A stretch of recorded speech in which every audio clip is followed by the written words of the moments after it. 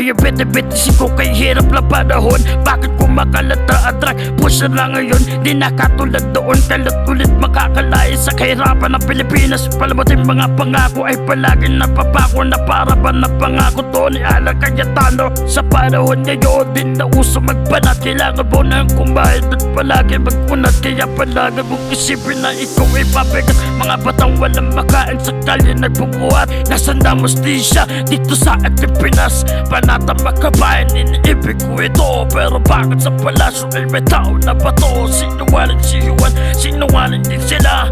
Punok ang sistemang sinusunod nila. Paano tayo ay babaong kukurakot ang pinuno? Paano tayo nalalay kung sila ay namumuno? Mahal na buhay sa gobyerno, sila gustong makinabang sa pera ng Pilipino. Bakit sila pa ang siyang pinamumuno kung sila din ang siyang naglulubog sa Pilipino?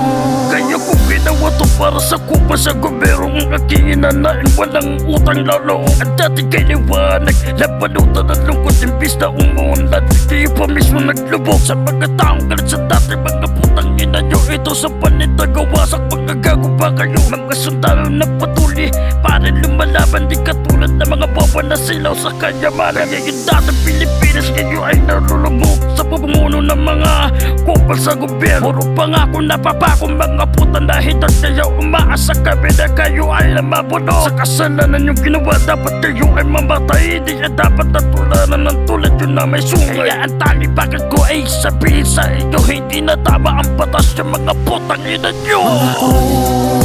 Mahal na buhay sa gobyerno, sila gustong makinabang sa pera ng Pilipino. Bakit sila pa ang siyang pinamumuno kung sila din ang siyang naglulubog sa Pilipino?